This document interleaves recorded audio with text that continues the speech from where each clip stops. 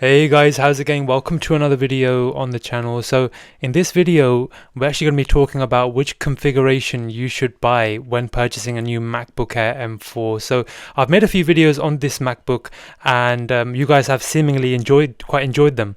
And the question I keep getting in the comments is which configuration should I buy? Should I go for 16 gigabytes of RAM? Should I go for 24 gigabytes of RAM?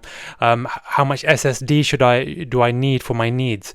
So you guys have been telling me your needs and asking me questions in the comments, but I thought I'd make a specific video on this and discuss which configuration you should buy, because a lot of you guys are wondering what the best way is to buy this MacBook Air.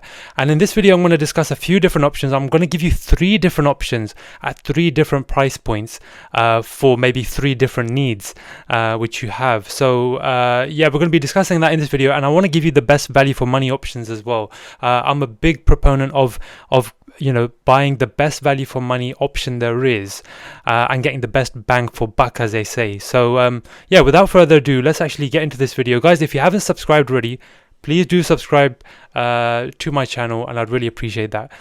So the first option I want to give you guys when purchasing a MacBook Air M4 is the base model. It is the base model with 256 gigabytes of storage and 16 gigabytes of RAM. Apple have upped the RAM this year to 16 gigabytes for us of unified memory, which is a great move for the average consumer. It is definitely 16 gigabytes of RAM is the minimum we need in today's day and age. Obviously to support Apple Intelligence, but for a lot more than that as well. I'm not actually sure how many of you guys are actually using Apple Intelligence. Let me know in the comments down below, but I've got a feeling it's not very many of you. But if you're doing things like video editing, if you're doing a lot of web browsing, if you're opening a lot of Chrome tabs, or if you're using quite a few different applications at the same time, you're going to need minimum 16 gigabytes of RAM. And I think 16 gigabytes of RAM is enough for most people, including myself as well, who's someone who makes YouTube videos and has a YouTube channel. So if it's enough for me, then for a lot of you guys it's going to be enough as well. 256 gigabytes of storage is not enough generally, unless you're a really average user, or someone who doesn't really use their MacBook that often. Maybe it's a secondary computer, as it is for me. As you can see, I've got the Mac Mini, and I generally use that for most of my computer needs. Even that's the base model, that's 256 gigabytes of storage. But as I mentioned in previous videos, I do use this. This is the Samsung T7 Shield external SSD, and I do definitely recommend this to a lot of you guys out there. And if you are comfortable using one of these and you don't mind using one of these, then the base model MacBook Air M4, you can pick it up for $849 from Amazon at the moment, which is an incredible deal. That's £150 off the list price, $150 in the USA. That's a really good deal. That's even cheaper than Apple's education price for this MacBook. So yeah, the first model is the one with 16 gigabytes of storage, of RAM, 256 gigabytes of storage. And I think for most people that's going to be enough. If the storage isn't enough, use an external SSD if you're comfortable with that. And I think this model is gonna last you quite a while. I think it's a really good value for money option. And you can also, I'd recommend this for the general user, but who does maybe a bit of pro work here and there. But even me, I do some video editing on here and there, and it's enough for me because I've got that Samsung T7 Shield SSD there. So yeah, this is the first option I would give, and I think the value for money it gives is just amazing. $849 from Amazon, a really good deal for the brand new 2025 M4 MacBook Air. So that's the first option I wanted to give you guys.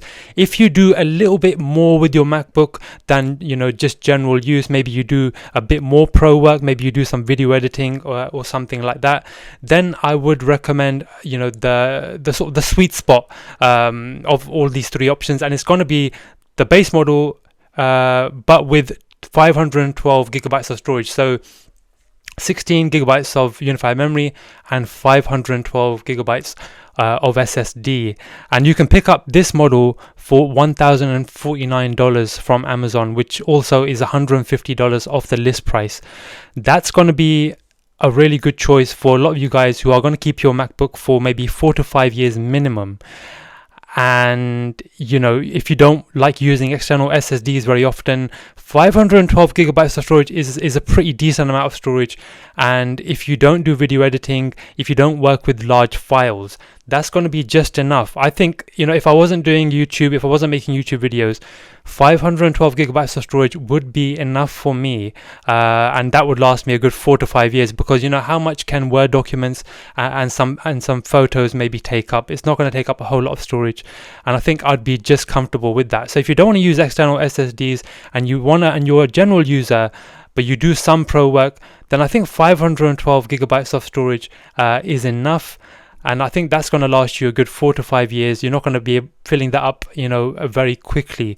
But obviously, if you are doing a lot of pro work, then, you know, maybe that's not enough. So just keep that in mind. But 512 gigabytes of storage is enough for most people. And I think that's kind of like the sweet spot, as I mentioned earlier. 512 you know, SSD and 16 gigabytes of RAM, $1,049. You know, pay that as a one-off cost, and that will last you a good maybe even 6 to 7 years with no problems whatsoever. So I think this is the configuration which I think most people should buy. I think for people who, you know, a lot of you guys maybe don't want to use an external SSD, and that's fine. For the average user with some pro work as well, you know, that is a good sweet spot there.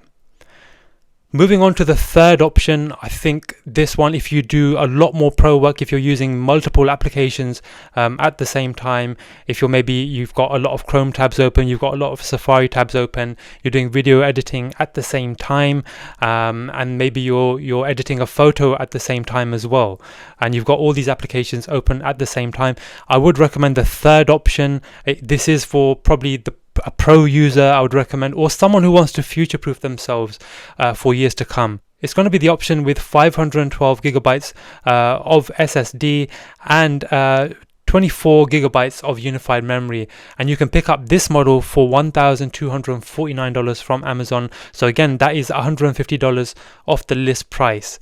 And I wouldn't recommend going above 24 gigabytes of RAM. If you are going to go above that, then I'd just recommend probably a MacBook Pro. But this is the option I'd recommend for people using a lot of applications at the same time, and you still want really good value for money, because you're getting $150 off that list price. You know, if you are a pro user and you do believe that 512 gigabytes is too low for you, then only I'd recommend going for 1 terabyte of storage. But then you'd have to go to Apple for that 1 terabyte of storage, and then you're paying that sort of Apple tax, and you're paying $1,400 for that device. So I'd recommend keep it, you know, go for one of the generic models. By generic model, I mean one of the models you can pick up from Best Buy, Costco, Micro Center, or Amazon. And you can pick up those for really, really good discounts. So at all costs, I'd recommend going for one of those. But if you really have a specific need, there are going to be deviations from these three models, obviously. And if you do need a really specific, you know, amount of RAM or SSD, then obviously go to Apple and purchase it, and then, you know, you're going to be using it for years to come. So buy the model which you feel most comfortable with, and that's going to be your needs. But if you can, you know, stick to, you know, one of these three options, and these are the options for the 13-inch. There are similar discounts for the 15-inch model as well, so definitely check those out on Amazon. Yeah, try and stick to these three models. This last model I was talking about, 512 gigabytes of SSD, 24 gigabytes of unified memory. It's a really good option for those of you who want to future-proof yourself going forward. I think RAM is the big one when it comes to future-proofing.